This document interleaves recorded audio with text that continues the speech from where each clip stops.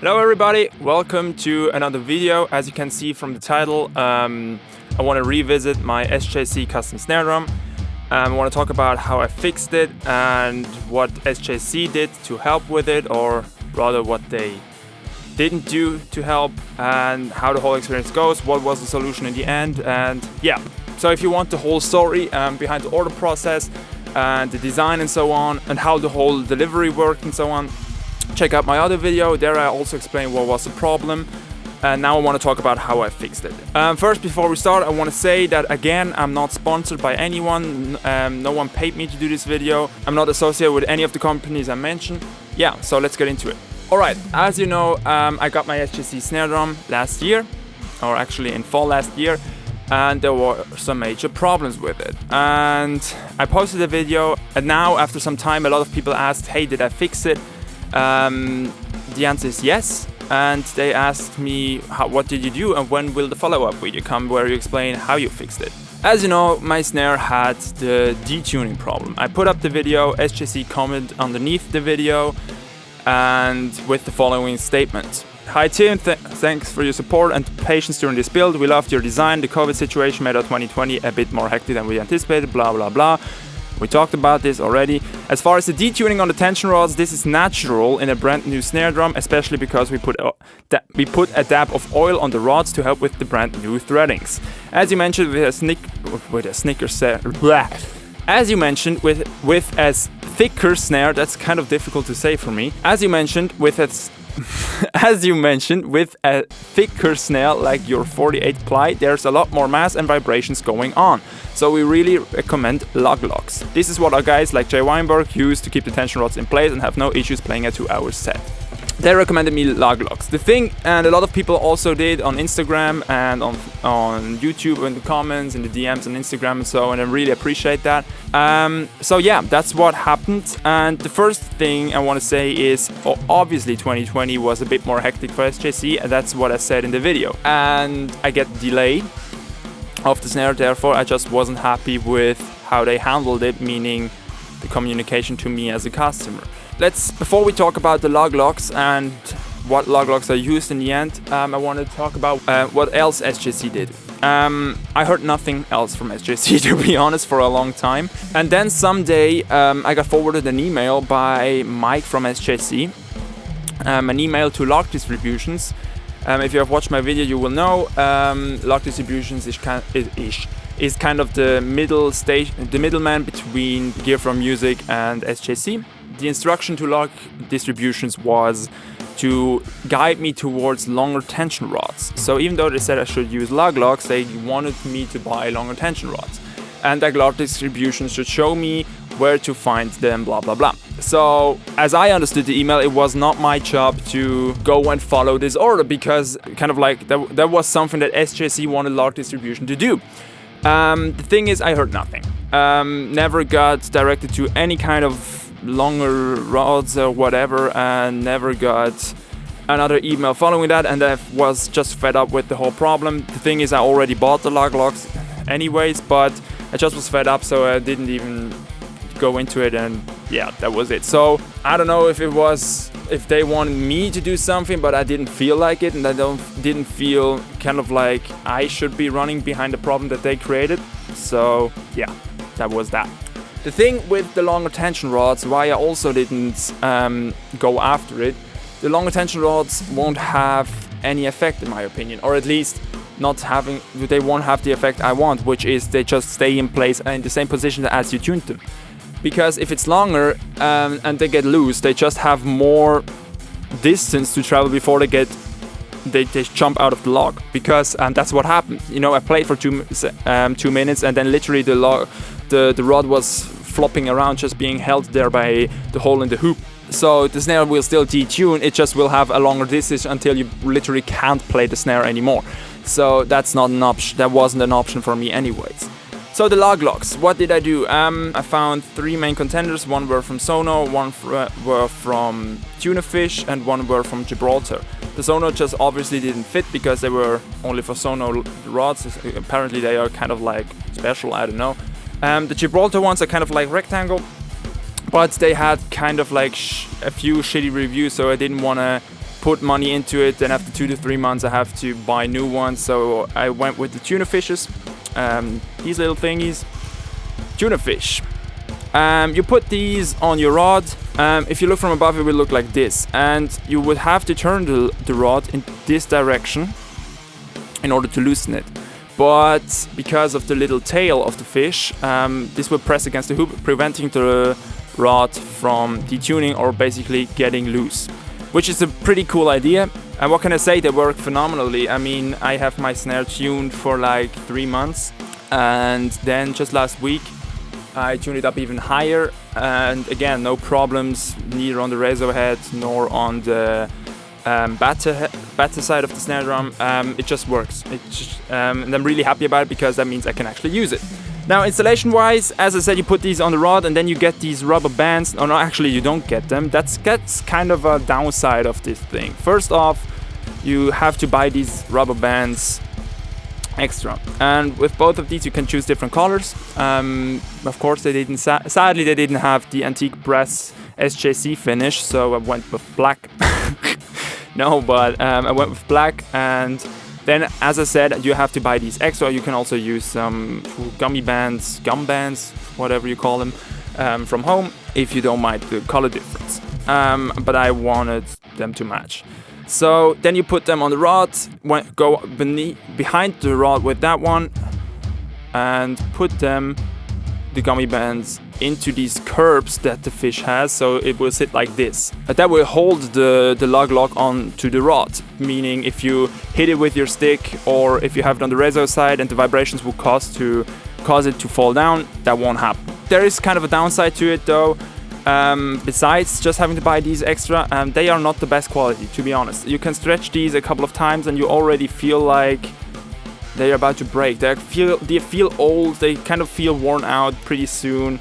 I mean, just look at it. I do that and it gets larger, it gets longer, so they're not the best quality. So I recommend, yeah, maybe get some usual gum twist bands, gummy bands, whatever. Oh, another thing that is kind of like annoying with the tuna fishes, if you put your snare in a bag, like this one, like you put it down here and the kind of like the side of the snare scratches the side of the bag, it's very likely that you will have to kind of like put these back on, because you will touch them and then they will get loose and just hang there. So if you take your snare out of the bag, expect to readjust 4 to 5. To be honest, if I have to adjust these, which take 2 to maybe 2 minutes, and then can play for 5 hours straight without having even to reach for them, it doesn't matter, to me at least. So yeah, that's the downside. Also, first I was a bit skeptical because these were much bigger than I expected, and I was skeptical about the design. It kind of looked like shit to me for the first few days, but now that I'm used to it, I don't mind it anymore. Actually, I think they fit the snare pretty well. I mean, in the end, they saved the day. I rather have these bit larger lug locks on my snare, and rather than having to retune my snare drum for 2 minutes, because it literally was 2 minutes. I don't know what SJC wanted with, yeah, Jay Weinberg won't have an issue playing a 2-hour set. First off, he never plays 2-hour sets. Been to 2 Slipknot shows and they have been roughly 90 minutes, a bit shorter than 90 minutes. I sometimes play more than 2 hours a day, and I want my snare to stay in tune. Another thing, SJC said that the detuning problem was normal with new snare drums. Now, I'm not a fan of that statement, because in my opinion it's not true. Yes, of course, drums will detune over time. I have some drums on my setup that detune really easily. For example, the black toms, which are from a Sono Force 2000. Why do they detune? The toms detune out of 2 reasons. First off, it's an entry-level kit, meaning Sonor made a lot of expensive kits back in the day, and the Sonor Force 2000 was kind of like their first entry-level kit. So it was not cheaply made, but it was cheaper than their high-end productions.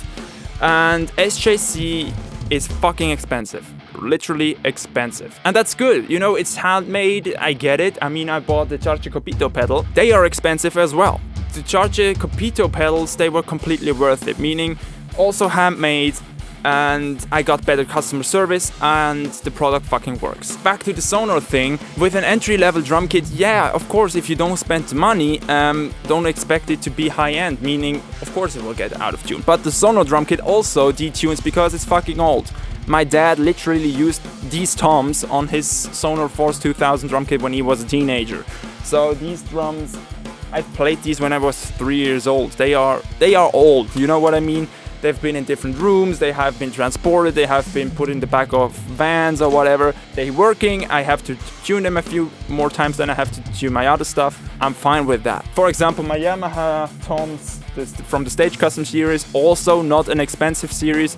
They are fucking awesome. I've never had a detuning problem with them either, and that's another point. SJC saying that is normal with new drums is just not true. I've talked to a lot of people that bought different kind of drums, from Mapex to Pearl, Yamaha. A lot of people say they don't have the problem, but if they had the problem, they actually paid way less for the drum, which meant they had the budget to kind of go out, and they were ready to go out and expected it to buy log-logs. And I had different snares. I had a Pearl one, I had a very cheap one from Basics, the Basics Concept Series snare. I had the Yamaha Stage Custom snare, and I never had a detuning problem with any of those drums. So to me, it's still kind of like, if you expect a customer to buy this such an expensive item, maybe make it to the best of your ability, not just design-wise, but also functionality-wise. Now, there's one more theory I came across, which actually the guitarist of my band told me. He had a detuning problem on a mid-range drum, and he changed out the hoop. So the drum company, I don't know which one it was, to be honest, I would tell you if I know it, they didn't use the best quality of hoops, so the hoop kind of was rattling about, and he changed the hoop actually to a high quality hoop, and the problem was just gone. But again, if SJC really is using low quality hoops but charge this much money, I kind of feel even more robbed than I already do. So yeah, fuck. But I don't think that's the problem, because with the tuner fishes it fucking works. And another thing is, apparently that isn't even an uncommon thing with SJC drums, the detuning problem. I talked to a few people, no, actually not a few, actually a lot, who use SJC drums, and most of them said they had similar problems, and they were not even using custom drums, meaning, you know, you can buy it fully custom like I did, the snare drums for the kids if you have the money, or you can buy the semi-customs, as I call them, like for example the Jay Weinberg signature snare or Joshua Dunn signature snare. Actually, a guy with the Joshua Dunn signature snare said, yeah, he had the same problem in kind of the same manner as I did, so pretty bad. But he just deals with it because he doesn't really have the budget to buy a new snare. Also, people who used the line drums, as I call them, not custom, not semi-custom, they experience problems. I don't know if they said it to SJC. Let's say they did, and if they did, I find the whole situation even sadder, because then obviously SJC is aware of a problem and they don't care to fix it. Meaning, maybe buy new hoops, high quality hoops if that's the issue. Maybe even sell log-logs with your fucking snare. I mean, you don't even have to do a markup, just include it in the price, you know, basic marketing. Or at least warn the customer, hey, some people experience issues with detuning, I don't know. If you have problems, contact us and we will send you a link where you can buy log-logs or the best log-logs, blah blah blah. I would be completely fucking fine with it, but that didn't happen. So, well, to round it up, what can I say other than I got a beautiful snare with a big problem, and I had to spend more money on an already very expensive item in order to fix it without getting any kind of real customer support, customer care from the manufacturer. So sadly, I still won't and can't recommend you to go to SJC and buy an SJC snare. I personally won't buy anything from SJC again. The main reason why I won't recommend SJC is not even price or kind of like the problem, because yeah, fuck it, buy the log-logs and it works, you know, it's not that big. You can get these for like $25 and a whole pack. That's okay, you know. If SJC would have come up and said, hey, you know, thank you for your reply, here is a link, get these will work, blah blah blah, do that. But to just get forwarded some strange kind of email and then them not following through with it or not even caring about it, I don't know, Combined with the whole story that went on before, the shitty communication during the building phase, me not knowing where my snare was, what kind of stage it was in, if anything is happening to my snare, combine all that, and I have to say, just don't buy from SJC. If you are in the market for a custom drum, that's what I did after this whole disaster. Just for fun, I looked up some drum companies, custom drum companies in Switzerland. Turns out there are actually quite a few, and maybe that's the case in your country, in your kind of area. Do that.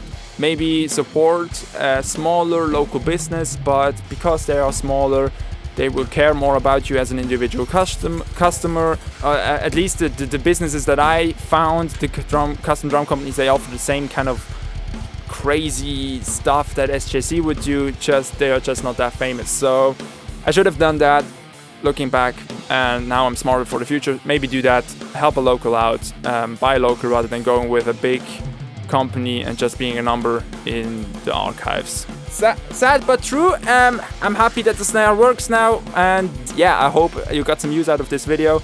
I hope it wasn't too boring. So yeah, if you want to hear the snare, probably head over to my Instagram. I won't be posting any drum content in the near future on YouTube, simply because I'm not that good of a drummer yet. I'm still struggling with the drumming. I don't want to post covers or stuff of songs that I don't listen to, because I want to play and cover the songs I personally like. And because I listen to some pretty difficult stuff, at least difficult for me, that won't be happening, at least not on YouTube. So yeah, head over to Instagram. There I'll post me practicing, doing some weird cover stuff. Actually haven't done that in a long time, should do that again. That's been it from me. Thank you for watching, maybe see you around, and if you have any questions, leave a comment. I will happily reply. See ya.